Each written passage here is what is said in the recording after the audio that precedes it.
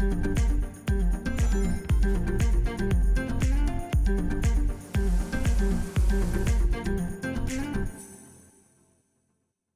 là là là là là là les amis, ça sent pas bon du tout pour le 3, vraiment pas bon du tout. Je vous avais parlé de la situation du salon du jeu vidéo qui se déroule comme chaque année, sauf on l'avait vu en période de Covid où c'était pas possible, à Los Angeles.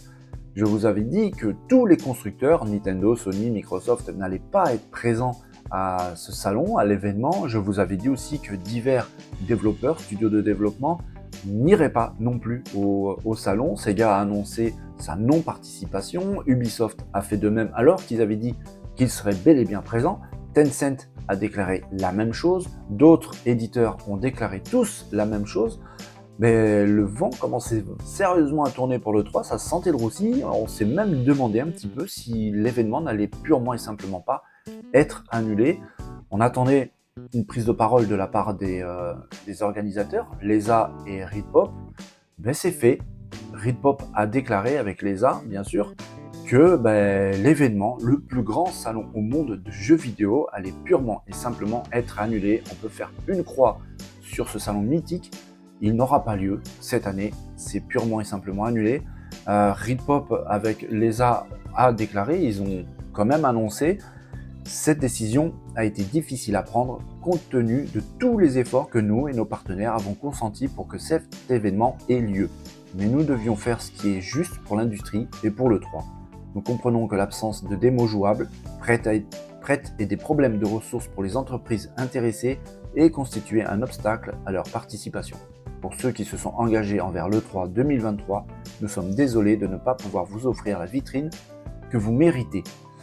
Alors, c'est difficile un petit peu, surtout en regardant ce trailer d'annonce de l'E3 2018 sur le jeu Cyberpunk 2077, c'est difficile d'imaginer l'arrêt, l'annulation d'un salon aussi emblématique, j'allais dire légendaire, mais emblématique, en tout cas oui.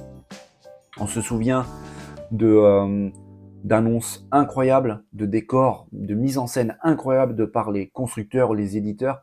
Je me souviens par exemple d'un décor avec des voitures, avec des zombies sur le stand de Capcom en 2018 il me semble. C'était absolument incroyable, des stands gigantesques de Sony, de Microsoft, tout ça c'est terminé.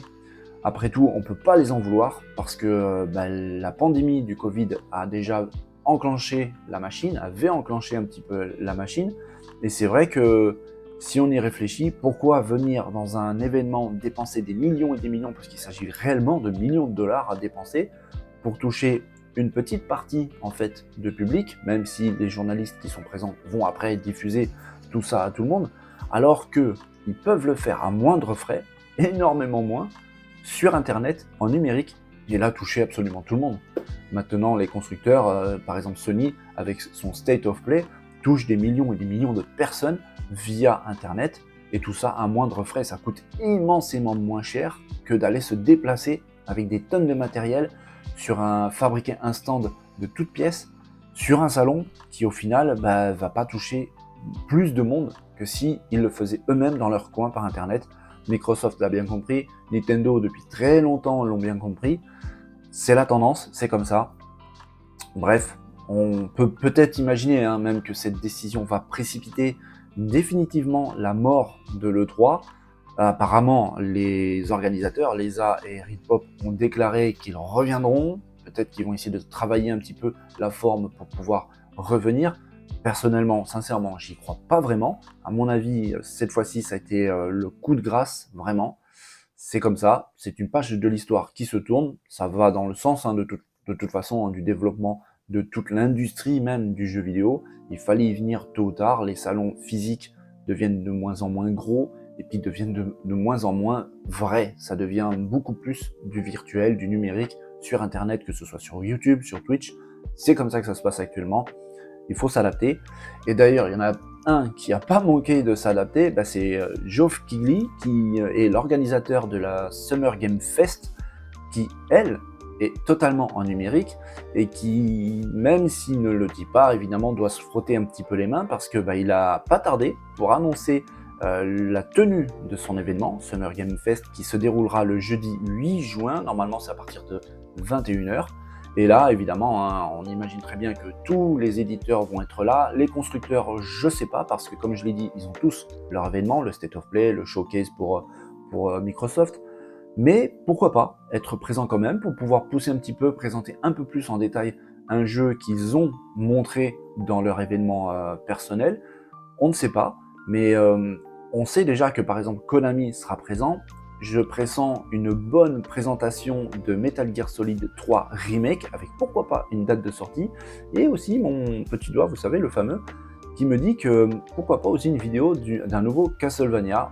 On verra. En tout cas, le Summer Game Fest, lui, aura bien lieu le jeudi 8 juin à 21h. J'espère, mes amis, que d'ici là, j'aurai une très bonne connexion Internet, parce que je ne vous cache pas qu'en fait, que depuis le début d'ouverture de ma chaîne, j'ai une connexion Internet du Moyen-Âge, sincèrement. Et je sais qu'en ce moment même, ils sont en train de passer la fibre, vraiment. Donc peut-être que au mois de juin, j'aurai la fibre. Si c'est le cas, pourquoi pas faire ce Summer Game Fest en live, tous ensemble, que ce soit sur YouTube ou sur Twitch, à voir. Mais pourquoi pas, ça peut être une bonne idée de discuter de ça en plus avec vous tous. Je pense que ça peut être pas mal. En attendant, je vous confirme, le 3, c'est terminé, peut-être même définitivement. Voilà, c'est une page qui se tourne. Comme cette vidéo, on arrive à la fin. J'espère que cette vidéo vous a plu. Elle n'est pas super agréable, mais de toute façon, c'est quelque chose un petit peu qu'on s'en doutait. Donc, je vous laisse pour aujourd'hui. Passez une bonne après-midi, une bonne soirée. Portez-vous bien. Surtout, n'oubliez pas de vous amuser. À très bientôt pour des news gaming. Je vous dis à très bientôt. Bye bye.